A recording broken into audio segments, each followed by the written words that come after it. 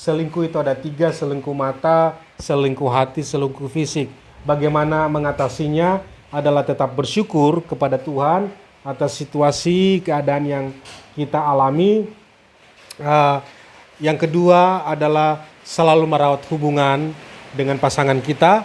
Dan yang ketiga adalah jangan lupa tetap terbuka, membangun komunikasi dengan pasangan. Oke.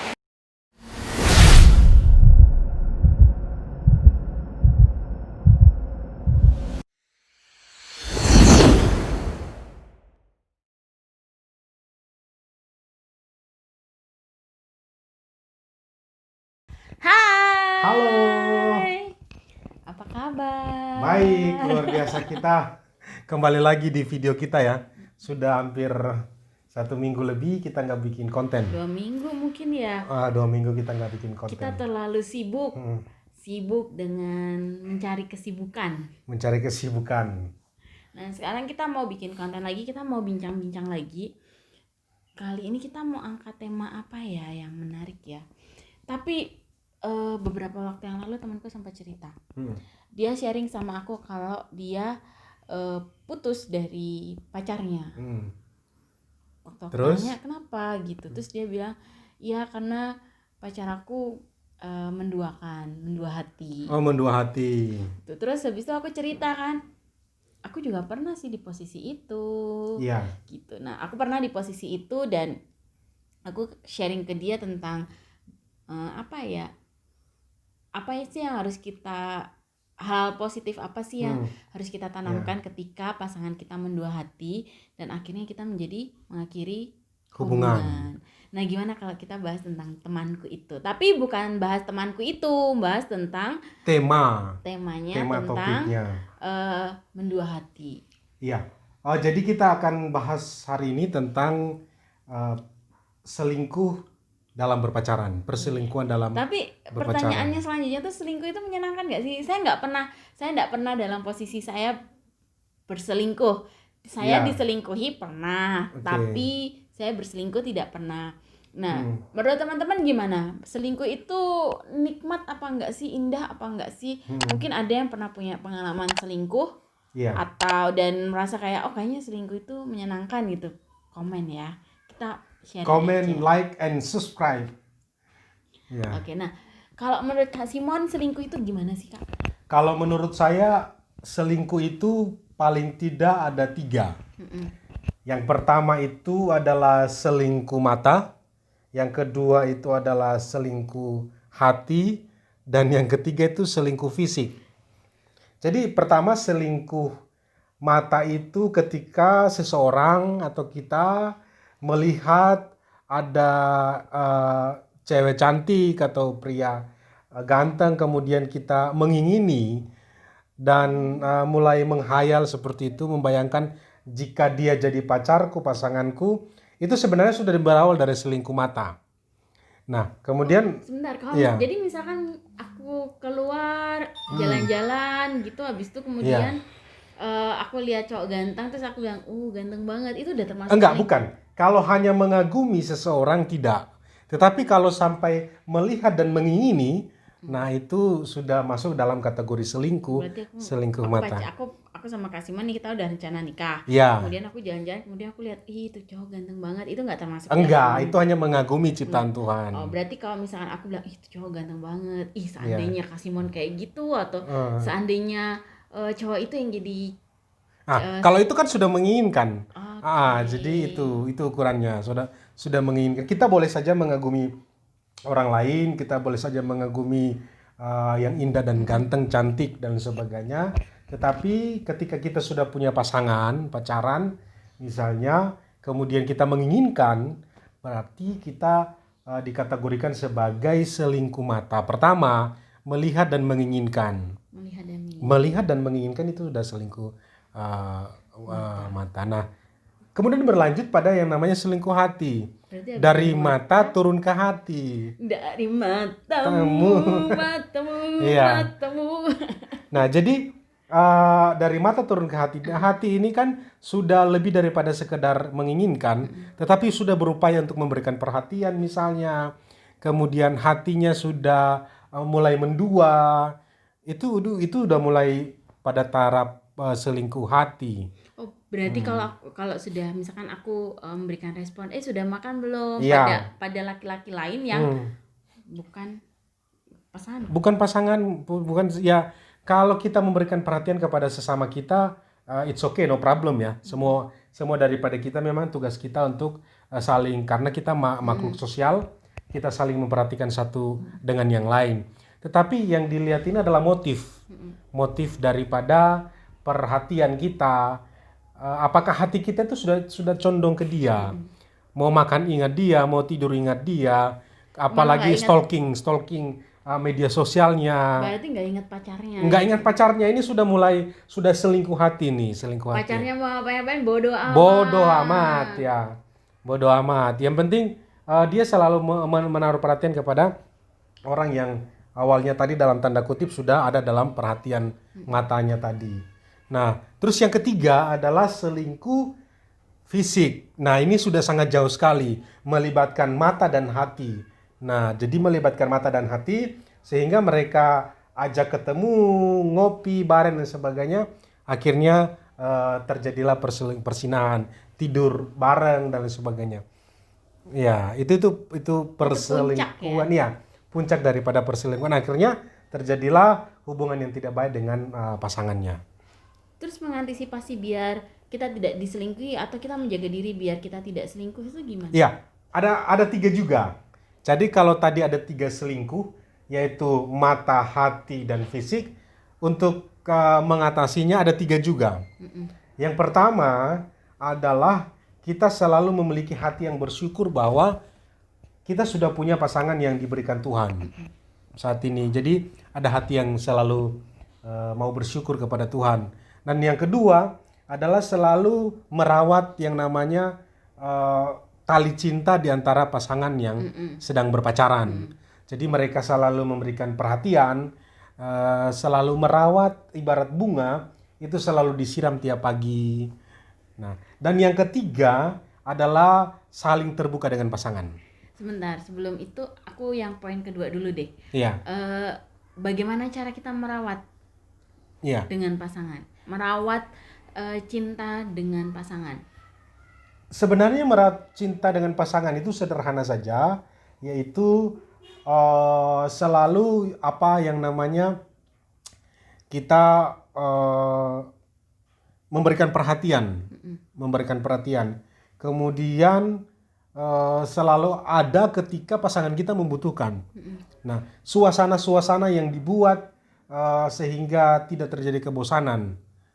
Jadi seperti itu. Jadi kan kita bisa terjemahkan pasangan kita seperti apa, dan pada prinsipnya bahwa hubungan itu tidak boleh dibuat kering, tetapi hubungan itu selalu diisi dengan hal-hal yang positif.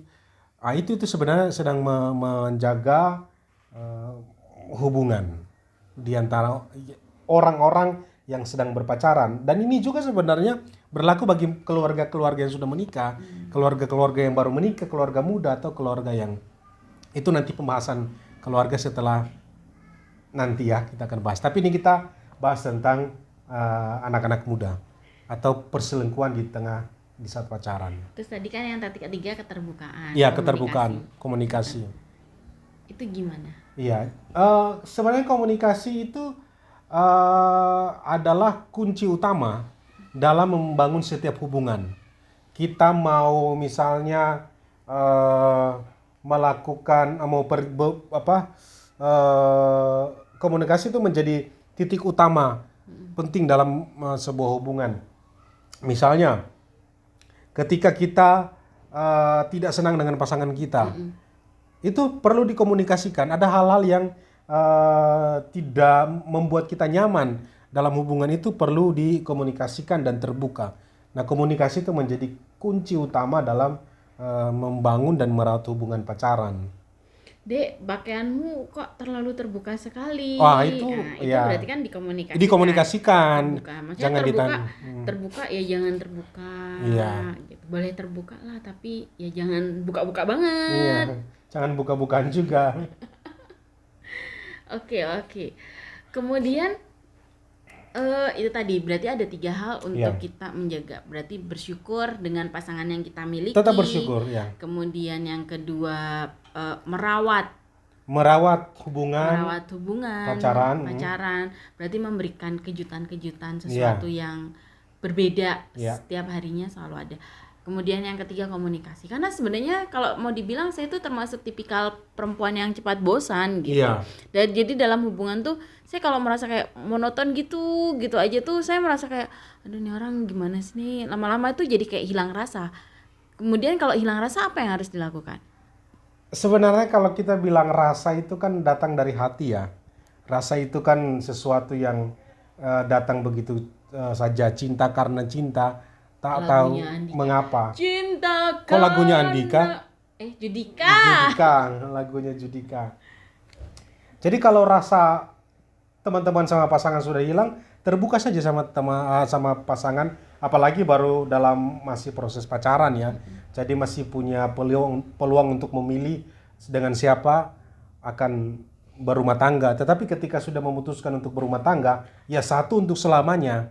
Jadi tidak bisa memilih lagi. Jadi pada saat cinta Anda tawar, teman-teman tawar, atau merasa saya merasa tidak bisa untuk melanjutkan hubungan, ya terus terang saja kepada pasangan Anda. Jangan sampai Anda memendam dan teman-teman memendam dan terjadilah perselingkuhan itu sebenarnya. Tapi sharing ya Kak ya. Iya. Saya pernah mengalami seperti itu dengan mantan saya. Dalam artian gini, saya pernah ada perasaan tawar sampai hilang rasa. Hilang gitu. rasa. Dan saya sampaikan ke orangnya, saya merasa kayak saya udah hilang rasa gitu. Dan bukannya tidak mau membangkitkan lagi, tapi saya pikir buat apa saya bangkitkan gitu. Jadi kayaknya ya sudah kayak gitu, dan ya sudah akhirnya hubungan kami berhenti, dan ya udah saya bertemu dengan Kak Simon kayak gitu. Jadi mungkin benar sih keterbukaan itu penting ketika apalagi dalam masa pacaran. Kalau sudah masa pernikahan nanti beda konteks lagi ya. Kalau baru setahun 2 tahun nikah kemudian bosan hilang rasa, masa ya mau bilang ya udah kita cerai aja kan ya? Ya nggak bisa. Nah tapi nanti bagaimana kita memperjuangkan perasaan bosan dalam pernikahan, kita akan dibahas di next time. Next session, next pembahasan ya. Ya. Sekarang kita bahas tentang pacaran. Gitu. Nah, terus bagaimana nih misalkan kayak misalkan aku nih pernah diduakan kan? Apa yang harus aku lakukan ketika waduh pasanganku ternyata menduakan aku kayak gitu? Ketika terjadi seperti itu, sebenarnya bagian daripada sesuatu yang tidak dapat kita kontrol, karena dia lebih memilih yang lain daripada kita. Ya sudah, kita tetap berusaha untuk mendamaikan diri kita dengan keadaan. Ikhlaskan aja realitas, karena ada masih banyak orang-orang baik di sana, ada masih banyak pasangan cewek, laki-laki dan perempuan yang baik di sana yang mencari orang-orang yang baik. Orang-orang yang baik, tulus itu akan berjumpa dengan orang-orang yang baik dan orang-orang yang tulus juga. Orang-orang yang jahat itu mereka nanti mendapat bagiannya sendiri, kita percaya itu kan, seperti itu. Jadi ikhlas, menerima, tetap bersyukur, mencoba untuk berdamai dengan diri kita sendiri, dengan situasi dan kondisi yang ada, seperti itu Intan. Iya sih. Ada satu teman saya itu sebenarnya senior saya sih, pernah bilang sama saya tuh gini, wanita baik itu akan bertemu dengan laki-laki yang baik, laki-laki yang baik akan bertemu dengan perempuan yang baik pula. Itu hukum alam kayak gitu. Jadi ya hidup harus terus berlanjut kayak gitu. Tidak peduli seberapa besar kamu menaruh beban, tapi hidup harus terus berlanjut. Nah, kalau saya juga boleh sharing ya Kak Simon ya. Oke, boleh, silakan. Waktu saya pertama kali saya diselingkuhi oleh pasangan saya. Ini true story ya. Ini true story. Ketika saya pertama kali diselingkuhi oleh pasangan saya waktu itu, yang saya lakukan adalah saya mengintrospeksi diri saya sendiri waktu itu. Waktu itu saya tanya, kenapa? Apa yang salah dengan diri saya? Apakah saya kurang memberikan perhatian atau bagaimana? Atau adakah yang salah dengan diri saya? Gitu. Dan sampai akhirnya di satu titik saya merasa bahwa saya memang harus mengampuni diri saya. Walaupun saya sebenarnya tidak menemukan titik. Ya ada sih titik di mana saya merasa mungkin dia selingkuh karena Saya secara pribadi sering marah-marah kayak gitu. Waktu itu posisi saya terlalu overprotective gitu, jadi mungkin terlalu seperti itu, jadinya saya merasa kayak oh mungkin dia nggak nyaman kayak gitu. Jadi pertama yang saya lakukan adalah memang introspeksi, melihat ke diri saya sendiri apa yang salah dari diri saya sehingga pasangan saya kok sampai selingkuh. Yang kedua yang saya lakukan justru saya memaafkan diri saya, dan saya memaafkan pasangan saya waktu itu, mantan pasangan saya, dan saya mendoakan yang terbaik untuk dia dan pilihannya gitu. Jadi saya pikir memendam dendam, rasa marah, kecewa. Lanjut aja.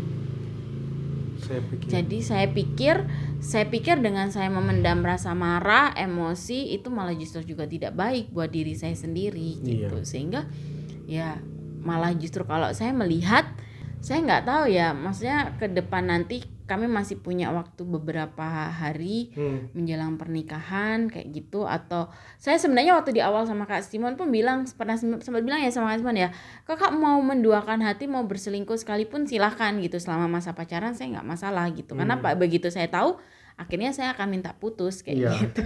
Tapi kalau sudah menikah nggak akan. Kita harus pertahankan dong pernikahan itu. Iya. Tapi kalau itu sampai terjadi, ya mungkin ekstrimnya kalau sudah sampai kontak fisik, mungkin ekstrimnya saya bisa mengakhiri hubungan. Ya, tapi itu nanti kita bahas nanti gitu, di next time. Tapi gini, kalau yang saya bilang bahwa saya malah justru bersyukur ketika ada pasangan saya selingkuh. Kenapa saya bersyukur? Berarti saya tahu kapasitasnya dia. Berarti saya tahu bahwa oh memang Tuhan tidak mengizinkan saya dengan dia, dan itu jauh lebih baik saya tahuin di awal daripada di akhir. Ya memang kesalahannya bisa jadi di saya atau memang di pasangan itu. Bisa jadi emang pasangan itu ya playboy kayak gitu, playgirl kayak gitu. Jadi suka berganti-ganti, tapi bisa juga ya memang karena dia tidak mendapatkan kepuasan atau kenyamanan saat bersama dengan saya.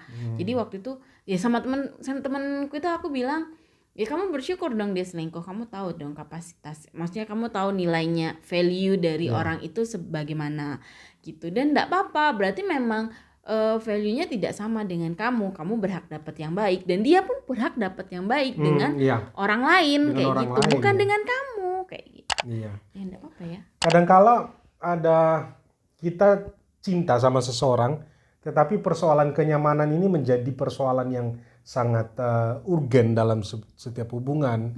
Jadi ya ada lagunya, saya cinta kamu, tetapi saya lebih nyaman dengan dia. Nah, artinya apa?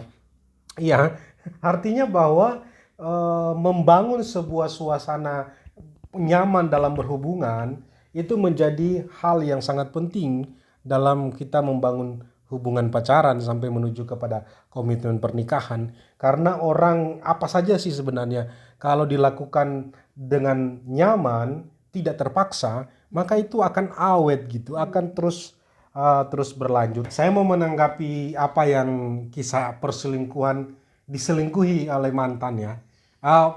Waktu itu dia masih jadi pacar Intan. Waktu itu ya. Ya bisa teman saya tadi juga. Ya. Kasusnya kan juga sama juga. Iya, saya mau menanggapi itu.